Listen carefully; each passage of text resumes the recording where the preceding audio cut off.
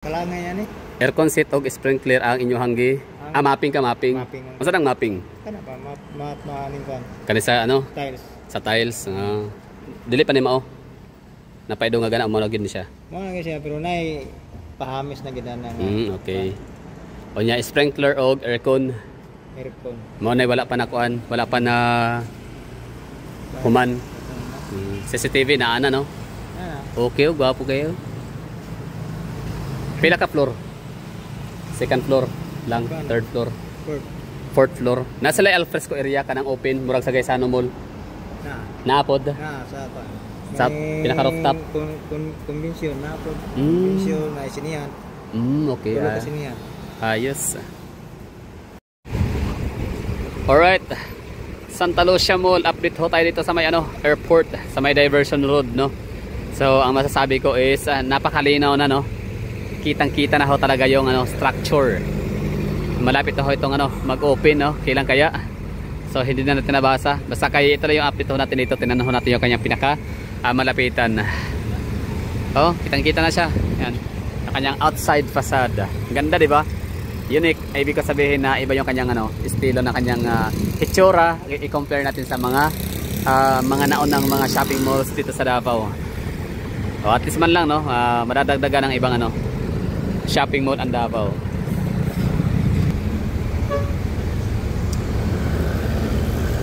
Santa Lucia Mall of Davao. So di ko alam kung maliban sa ulit-ulitin ko tong sasabihin na pinakauna ko napuntahan talaga na Santa Lucia Mall at the one and only, no, na nakita ko ay sa may Cainta, Rizal.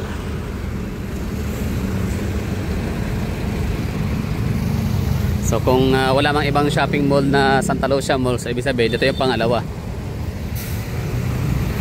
Next to Cainta, Rizal branch. Ayan na siya, oh, di ba? For list, may nakasulat doon sa loob, boss. Santa Lucia Mall. So itong shopping mall na to dito, magdadagdag talaga to ng rason na ibig ko sabihin hindi na masyadong bored or hindi na tayo maboboredom while waiting sa flight natin or sa ating mga kakilala, kamag-anakan na lalapag. Ayan, kasi siya, for example, medyo earlier ho kayo, no, napuntang airport, so okay na naman kayo, pwede kayong tumambay ho rito, magpalamig, kumain, tingin-tingin ng mga pwedeng bilhin, no, pang souvenir para sa mga nakalimutang souvenir items. Kasi labas lang ho talaga siya ng airport. Diba? So maliban sa waxes ng QOGC, maliban sa Jollibee, ito Jollibee. So dagdag na rin sa pwedeng mapagpipilian ng natin, pwedeng kainan, no. For example, yun na nga, meron tayong flight tapos delay or di kaya masyado tayong advance na nakapuntang airport. So pwede tayong tumambay dyan sa loob. Lalo kapag daytime, no. Siyempre, opening sa shopping mall as 10, di ba? Ng umaga, tapos mag-close sila ng alas 9 ng gabi. Pero pag 9 onwards na siya ng gabi, hindi ka na makakapasyal dyan.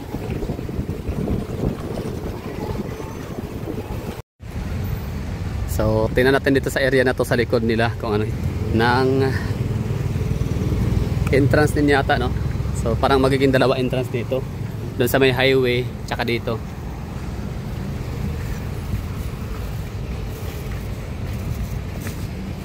Yung lugar dati na talahiban, jungle, tapunan ng mga salvage person, ngayon ay naging na siya, commercial area, commercial districts. Marang.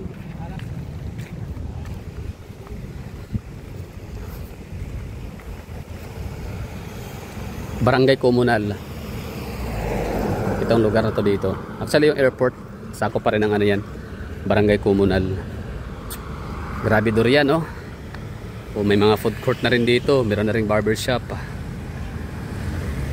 Update lang tayo dito sa Santa Lucia Mall. Bali, naghahanap tayo ng internet kung kailan nga ba ito mag-open or set opening date. Pero wala tayong nakita talaga, no? So okay lang. Basta ano na, ready to occupy na talaga tong mga stalls ho nila oh. Kung kita ho natin dito sa labas, di ba? Kung napapansin ho ninyo. Meron talagang ano, bukas at okay na no? Okay na yung hitsura, yung kailang outside facade. Okay na yung looban, may mga escalator and elevator na siya talaga na naka yun no, Santa Lucia Mall. Nakalangay yan eh. Aircon seat og sprinkler ang inyong hanggi.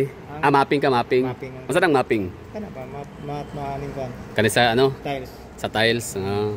Dili pa ni mao. Napaido nga gana mo lagin siya. Mo na siya pero nay pahamis na gid na.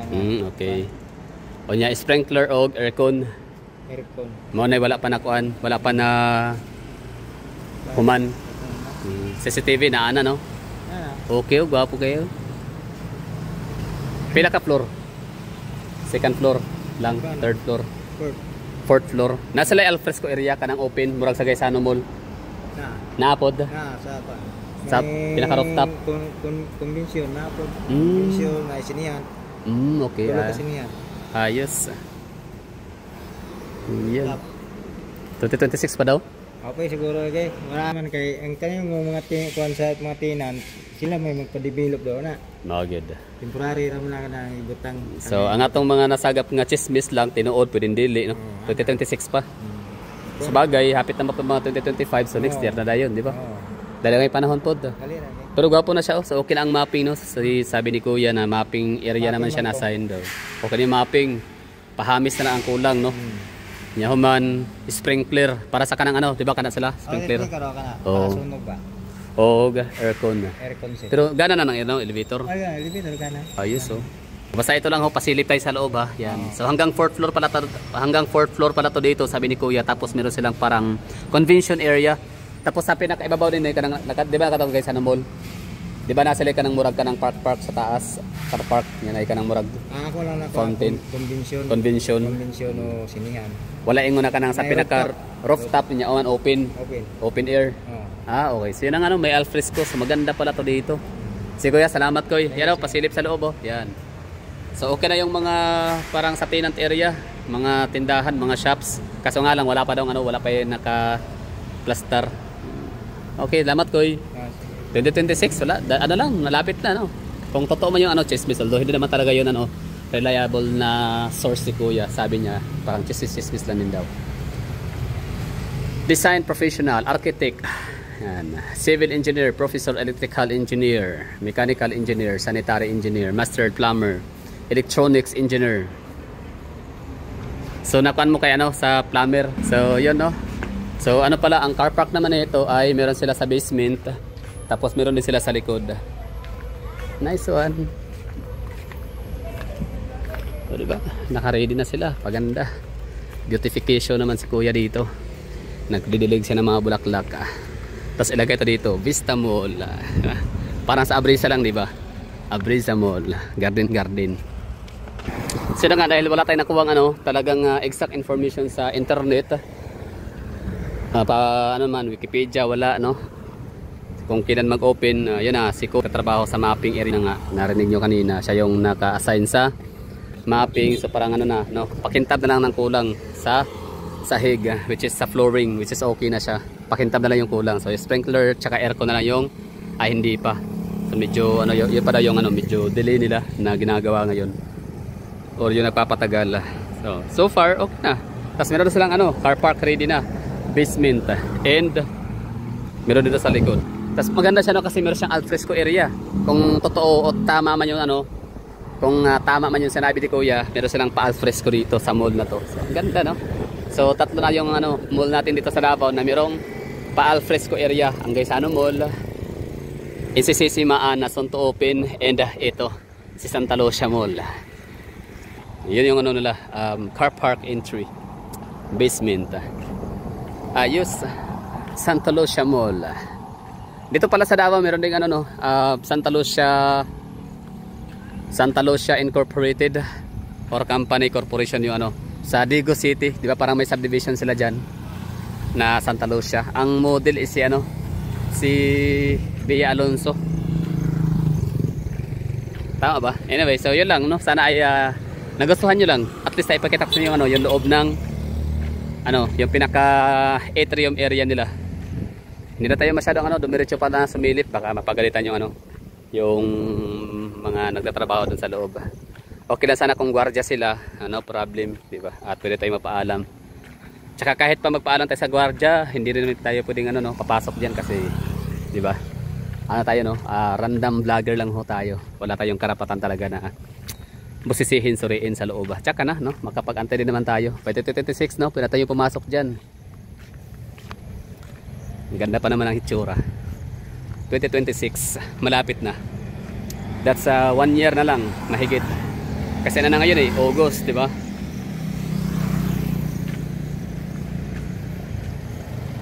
Ano sa tingin niyo, maganda ba? Di ba? Kakaiba, unique. Walang kapareha na disenyo dito sa Davao. Dami nating shopping mall sa Davao. 20 plus na yata. Oh, 20 plus, mahigit, sure na ako diyan.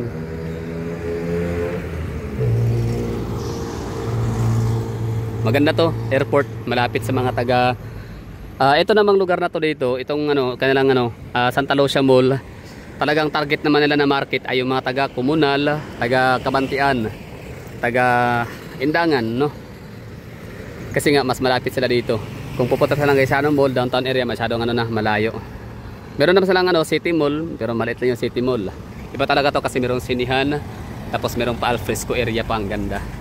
So yun lang, that's all for this video. Thank you for watching and I have to say bye bye and ingat, sana nagustuhan. So yun lang, marites lang yung ano natin na information kanina, chismis lang, hakaka hanggang 2026 daw. Basta ang sa loob ay okay na siya.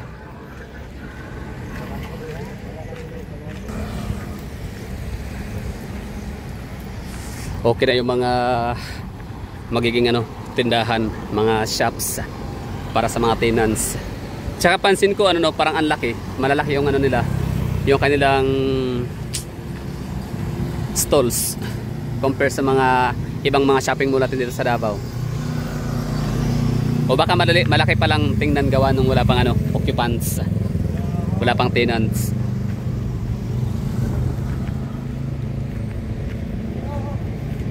Ano sa tingin nyo, okay ba? Maganda ba? So pagkakaalam ko talaga, ulitin ko, pinakauna kong nakitang shopping mall ng Santa Lucia ay makikita sa may Cainta, Rizal. At kung wala mang ibang ano, shopping mall na Santa Lucia Mall sa Pilipinas maliban sa Cainta, Rizal, so ibig sabihin nun, ito pala yung pangalawang ano, Santa Lucia Mall na makikita sa Pilipinas. Kung meron mang ibang Santa Lucia Mall dito sa Pilipinas next to ano, Cainta, Rizal, so let me know in the comment box. That's all for today's video. Thank you for watching and bye bye.